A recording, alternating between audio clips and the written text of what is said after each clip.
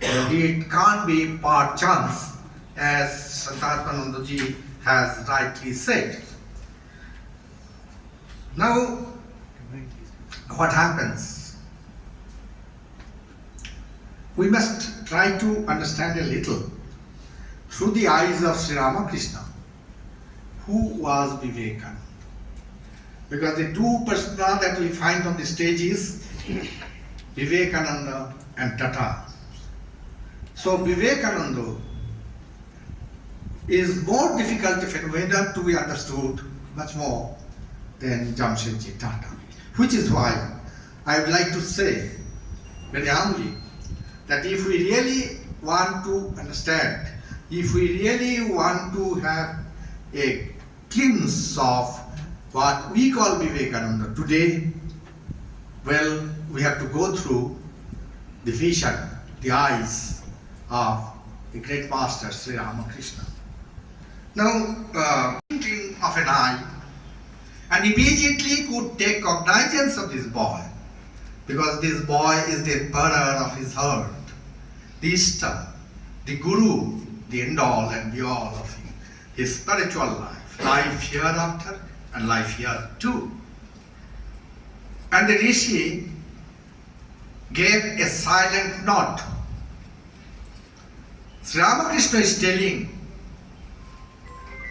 I saw something very bright, illumined, luminary, coming out of his body. And seeing Narendra today, I can very well recognize that he is that Rishi. The incarnation of Nararishi, Narayan. And when Swami Vivekananda was born, you all know 1863, 12th of January. On the day in the evening, standing on the courtyard of Dakshideshwar, the old man says, my man Friday has arrived. Somebody asks, how do you know? He says that I saw a streak of light emanating from the body of Vishwanath and touching the ground of the house of Vishwanath Datta. He has come. And that was the day, 1863, 12 January. Now, you know that there is nothing called accident. Everything is incident. Ramakrishna mission, advent of Sri Ramakrishna, advent of Swami Vivekananda is not an accident, it's an incident. It's a historical necessity. It was a historical necessity. And also, along with it, is divine complicity. If we read the great master, you will find amply written there by Swami Suviranandaji. What does he write? He writes, he quotes Sri Ramakrishna. He writes sayings of Sri Ramakrishna in his own way. And he writes, as he heard from Sri Ramakrishna, that after Sri Ramakrishna attained the highest in different religions, then it was Bhavatarini who gave mandate to Sri Ramakrishna. What was the mandate all about? Many mandates.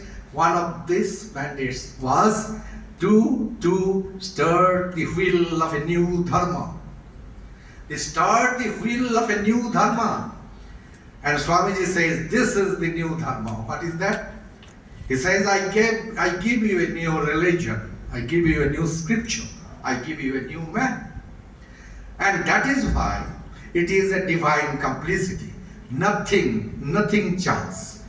And I hope you will excuse me if I say it was the outcome of the vision and mission of Sri Ramakrishna, the great master, that these two great minds will go by the same steamer on the same day just to have a talk, because both are destiny makers for future India. So it was a historical requirement, it was a divine complicity. And then, of course, what did Swamiji say? What was precisely the message of Swamiji in the small encounter? One of the cardinal aspects of that message, Swamiji talked about many points, many things, but one of the cardinal aspects of the message was what Swamiji put in a different language later on in a different context.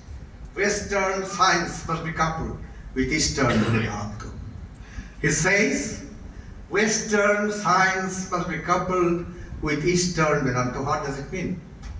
How can Eastern Vedanta marry Western science and vice versa is the question. Now, if you delve in this particular saying of Swamiji, to understand Swamiji is very difficult. Swamiji himself said that had there been another Vivekananda, he could have understood what this Vivekananda has said or done. So naturally to understand